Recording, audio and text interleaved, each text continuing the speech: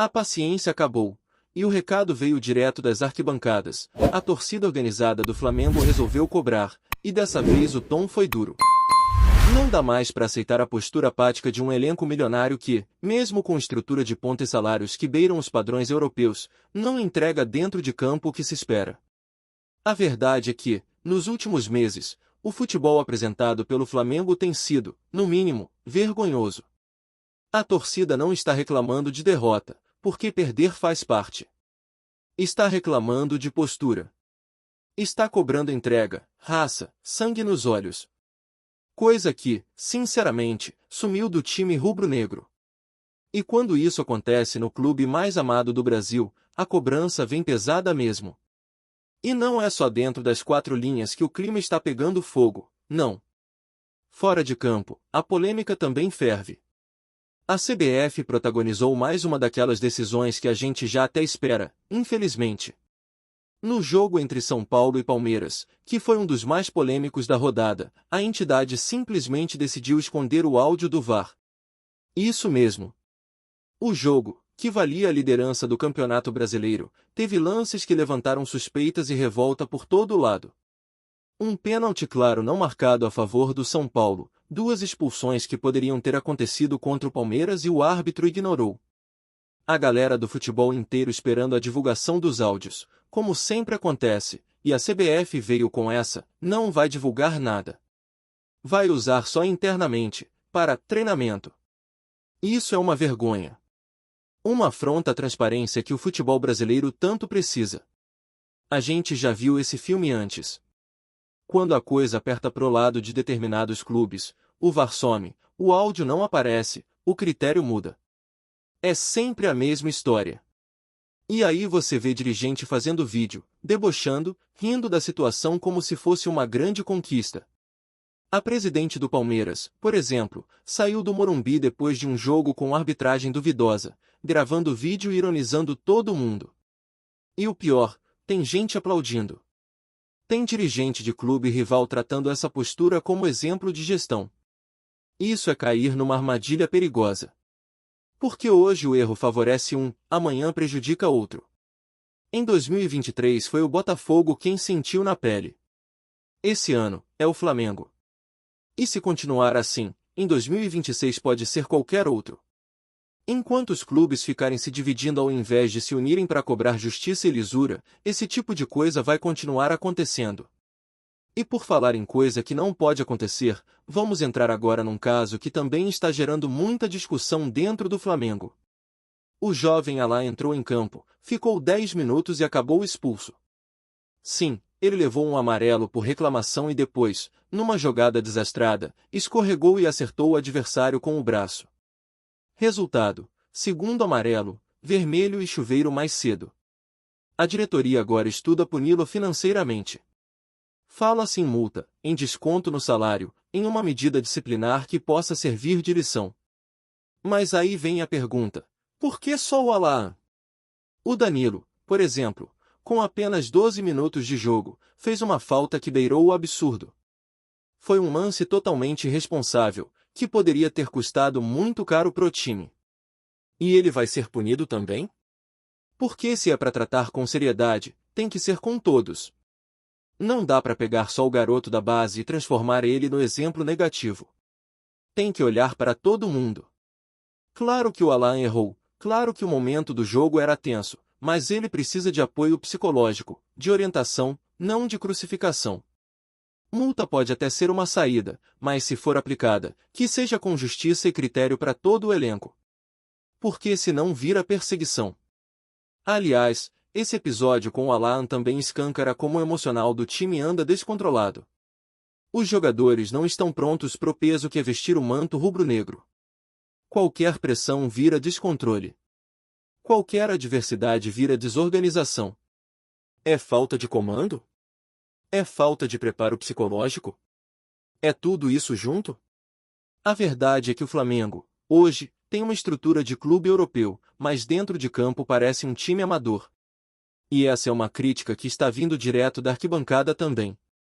A raça rubro-negra, uma das torcidas organizadas mais influentes do clube, publicou uma nota oficial cobrando a atitude dos jogadores. A nota é direta, pesada e sem rodeios.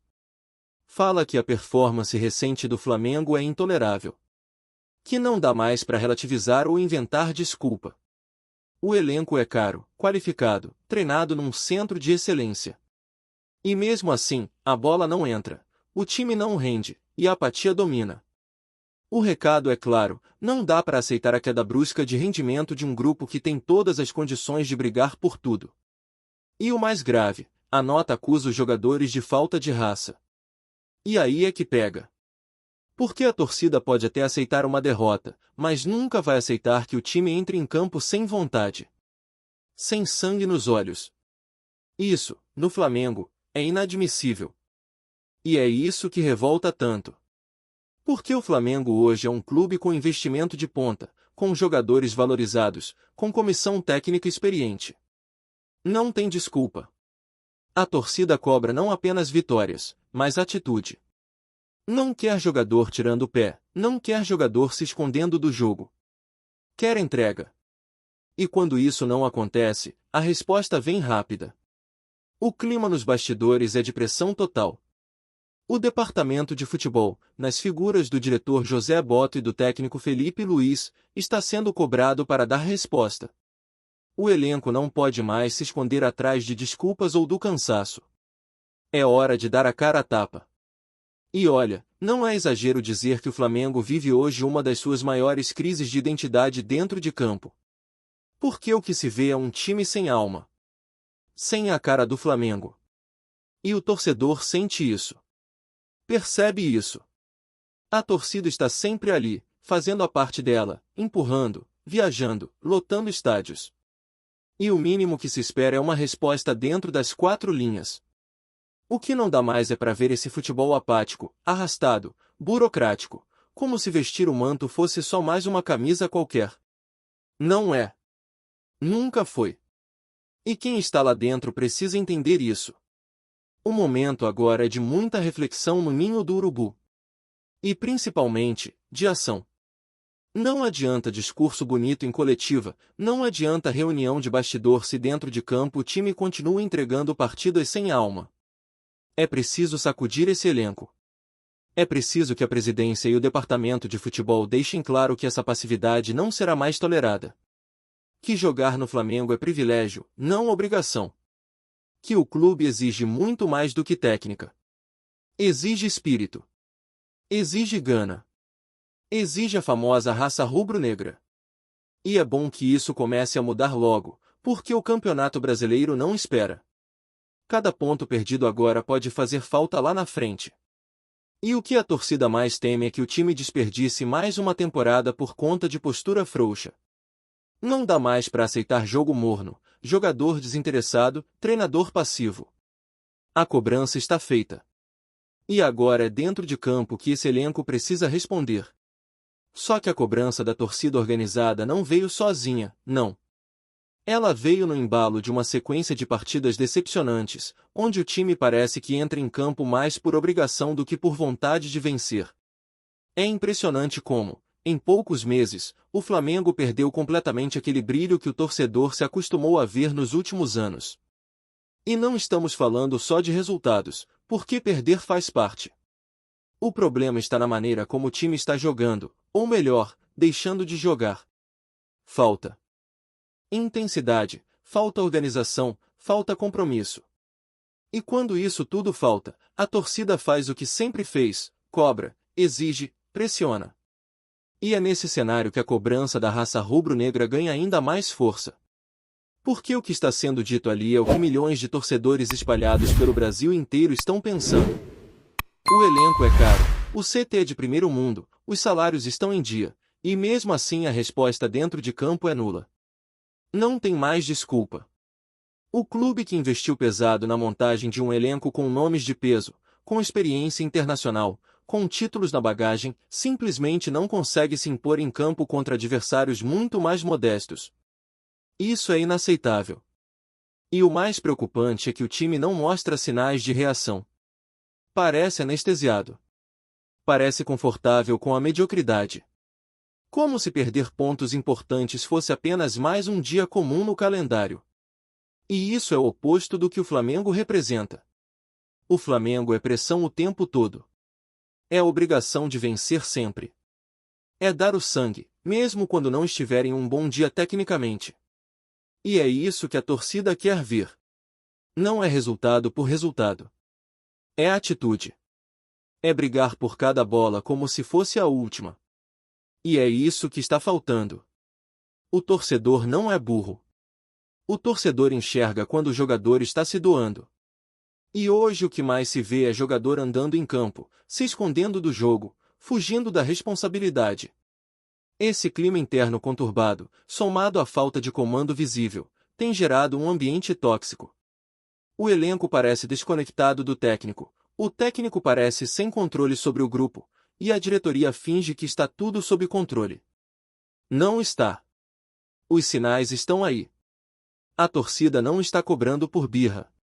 Está cobrando porque enxerga o potencial que esse time tem e vê que ele está sendo desperdiçado por falta de comprometimento. Isso dói mais do que perder um jogo. Dói mais do que um título escapando. Ver um grupo talentoso, bem estruturado, com todos os recursos possíveis, jogando de forma displicente, é revoltante.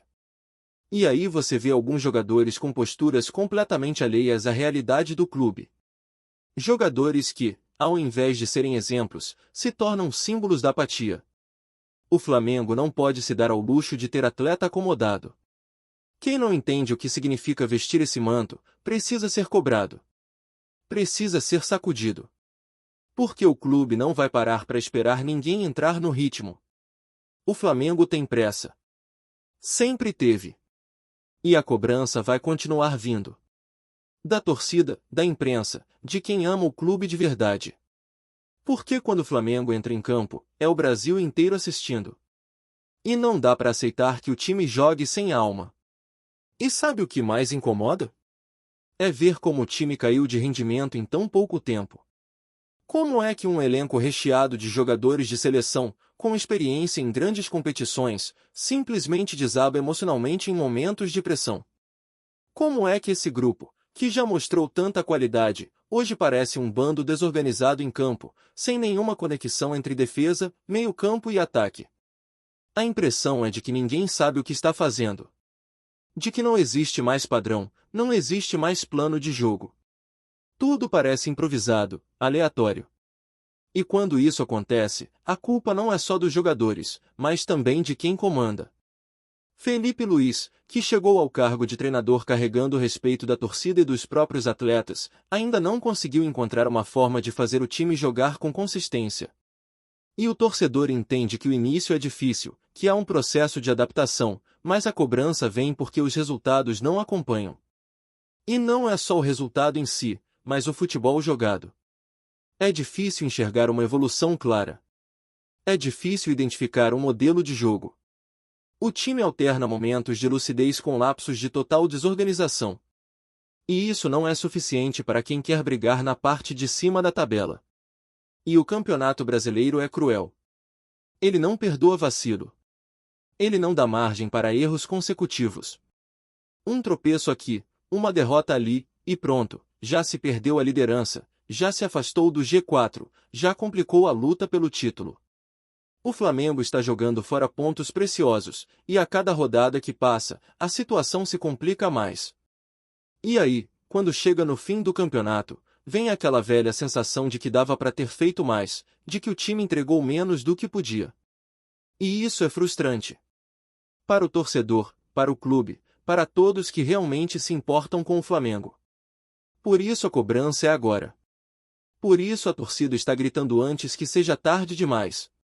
Porque se continuar nesse ritmo, a temporada pode terminar do pior jeito possível, sem taça, sem orgulho e com um elenco desmoralizado. E isso o Flamengo não pode aceitar. A exigência é alta porque a história do clube exige. Porque a camisa pesa. Porque vestir vermelho e preto é carregar uma responsabilidade que vai muito além de jogar futebol. É representar uma nação inteira que respira o clube 24 horas por dia. E quem não entende isso, não tem espaço no Flamengo. Tá curtindo o vídeo? Então deixa aquele like maroto, Comenta aí o que tu tá achando e compartilha com os parceiros de arquibancada. Bora fortalecer o central rubro-negro, rapaziada. O clima no Flamengo parece ter ficado ainda mais tenso nos bastidores após uma declaração explosiva de Zico, ídolo máximo do clube e referência para torcedores e profissionais do futebol brasileiro. Durante uma entrevista que rapidamente se espalhou pelas redes sociais, Zico não mediu palavras ao comentar sobre o momento do time, principalmente sobre a atuação do técnico Felipe Luís. O treinador do Flamengo não é o Guardiola, disparou, em tom de cobrança e ironia, deixando a imprensa e a torcida em polvorosa. A fala do Galinho de Quintino surge em um momento delicado para o rubro-negro. Felipe Luís, que assumiu o comando do time recentemente, tem tentado implementar mudanças táticas e um estilo de jogo mais moderno, mas os resultados em campo ainda não refletem a expectativa de uma equipe que sonha com títulos expressivos. O rumor que começou tímido nos bastidores ganhou força quando ex-jogadores, comentaristas e torcedores começaram a comentar a declaração de Zico como um verdadeiro alerta. Seria a hora de o treinador se reinventar ou o Flamengo poderia entrar em crise? Entre conversas de corredores, especula-se que a diretoria do clube esteja analisando cada passo de Felipe Luís com lupa. A comparação feita por Zico com Guardiola, mesmo que informal, acendeu uma luz de alerta. Se o técnico espanhol é referência mundial por seu futebol ofensivo, organizado e cheio de posse de bola, a cobrança implícita de Zico é clara. É preciso mais ousadia e resultados imediatos. Torcedores nas redes sociais não pouparam críticas nem defesas, enquanto alguns veem nas palavras do ídolo uma demonstração de amor ao clube, outros apontam que o momento do técnico merece compreensão, e não pressão exacerbada. Nos bastidores, circulam rumores de reuniões internas entre a comissão técnica e membros da diretoria, possivelmente para discutir ajustes no estilo de jogo e na preparação física do elenco. Alguns ex-jogadores ouvidos por veículos especializados comentam que Zico sempre foi conhecido por não ter papas na língua e que críticas desse tipo, apesar de duras, costumam surtir efeito imediato no ambiente do clube. O que se especula agora é: Felipe Luís vai conseguir transformar essa pressão em combustível para melhorar o desempenho do Flamengo, ou a comparação com Guardiola vai se transformar em sombra constante sobre seu trabalho? Enquanto a bola não rola para as próximas partidas, o burburinho continua a crescer. Entre rumores de insatisfação interna, torcida dividida e a expectativa de mudanças táticas, o Flamengo vive dias de tensão e curiosidade, e Zico, mais uma vez, prova que sua voz ainda ecoa forte no clube. A cada treino e a cada jogo, os olhos do Brasil estarão atentos, e o comentário do ídolo promete ser lembrado por muito tempo, seja como um alerta ou como um prenúncio de decisões importantes que podem sacudir o Flamengo. É isso, família. Valeu demais por acompanhar até aqui. Se ainda não se inscreveu, tá moscando, hein? Ativa o sininho para não perder nenhum papo de Mengão Raiz. Aqui é Central Rubro Negro, aqui é Flamengo até morrer. Tamo junto!